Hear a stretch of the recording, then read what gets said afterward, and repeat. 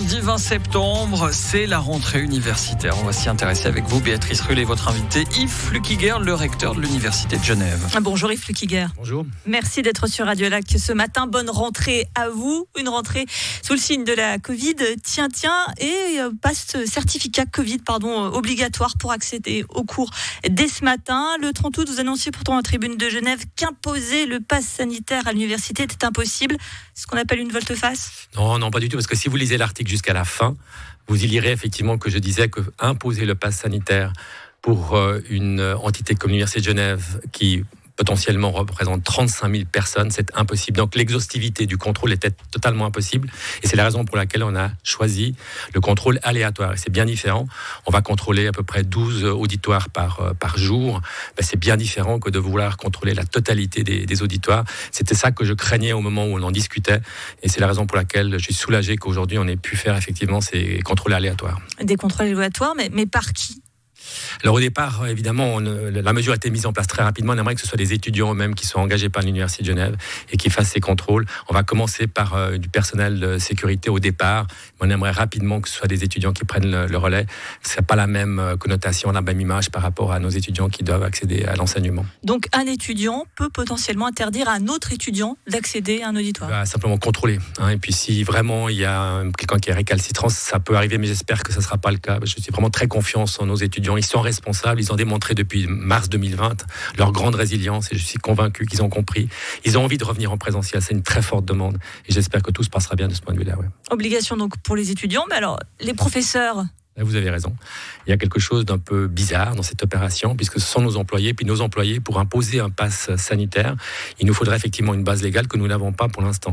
Mais effectivement, on peut se demander si ce ne serait pas logique d'avoir l'obligation pour toutes les personnes qui se trouvent dans le même auditoire, pour les étudiants et étudiantes, mais aussi pour les enseignantes et les enseignants. On va peut-être y arriver. Est-ce que vous demandez cette base légale pour obliger qu'il y ait le même Le traitement ? Conseil d'État y réfléchit et nous y réfléchissons. Je pense qu'on va sans doute céder à cette proposition du Conseil d'État qui me paraît assez cohérente et assez logique. Concernant ces étudiants, on sait que certains sont véritablement opposés à ce certificat Covid. Est-ce qu'il y a la crainte qu'il y ait une fronde ou que certains essaient de braver l'interdiction ? C'est une crainte, ça, pour vous ? C'est une crainte, mais j'espère vraiment qu'on aura vraiment le sentiment de la communauté et de l'intérêt collectif qui doit dépasser effectivement peut-être des positions personnelles que je respecte. Il ne faut pas oublier aussi que les étudiants qui ne souhaitent pas se faire vacciner pourront se faire tester jusqu'à la fin de l'année de manière gratuite. Et ça, c'est évidemment un grand soulagement de l'avoir mis en place pour l'Université de Genève et j'en suis reconnaissant au Conseil d'État. Justement, cette gratuité des tests, il n'y a que les étudiants qui y ont droit.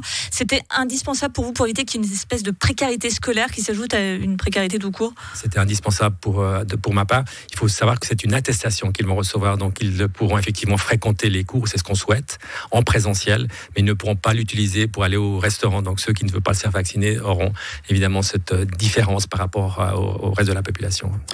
Justement, par rapport aux effectifs de l'UNIG, 19 300 étudiants, est-ce que vous savez si certains ont lâché en route ? Parce que on le sait, c'est quand même très compliqué, l'année qui s'est écoulée, beaucoup de cours en distanciel, comme dit la formule consacrée, mais c'est pas très français.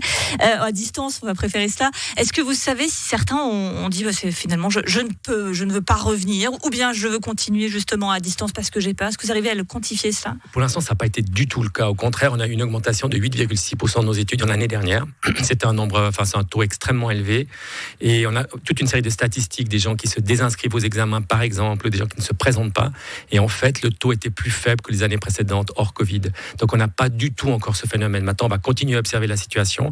Le fait de revenir en présentiel va peut-être un tout petit peu changer les choses. On est très attentif à cette dimension. On aimerait effectivement garder tous nos étudiants qui ne doivent pas décrocher parce qu'il y a un effet de découragement qui pourrait se manifester. Vous êtes recteur de l'UNIG, mais aussi président de Swiss Universities, la fêtière des universités suisses. Et on ne peut pas vous recevoir sans évoquer le programme Horizon 2020. Alors on sait que la Suisse a été exclue suite à la fin de l'accord cadre. Est-ce que l'excellence académique suisse est en danger, Flukiger ? Elle est en danger. Elle est en danger parce qu'effectivement, on aura beaucoup plus de difficultés à attirer des personnes qui venaient jusqu'à présent en Suisse pour pouvoir développer leurs recherches. On a eu plusieurs exemples de personnes. Madame Eckerlé, par exemple, qui était membre de la Task Force nationale, qui est venue en Suisse, à Genève, à l'Université de Genève, développer ses recherches, qui a beaucoup agi dans le domaine de la pandémie.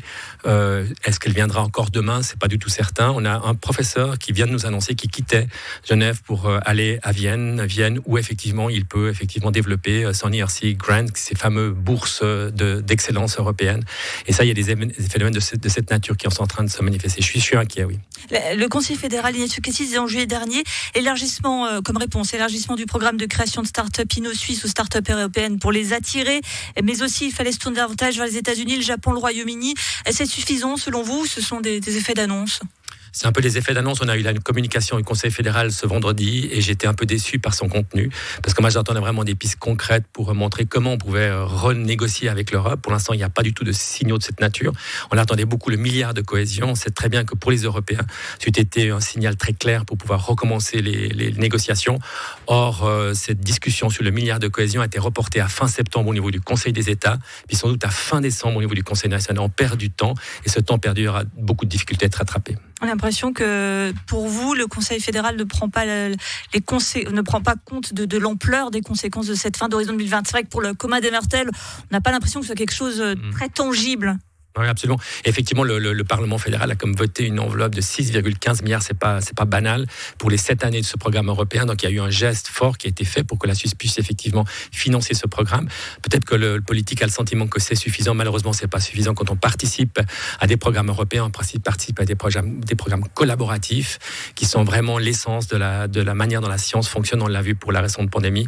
Les vaccins ont été construits parce qu'il y a eu beaucoup, effectivement, d'échanges au niveau international. Merci beaucoup, Yves Flueckiger, recteur de l'UNIG, président de Swiss Universities, qui était notre invité ce matin. Merci à vous. Merci de votre invitation.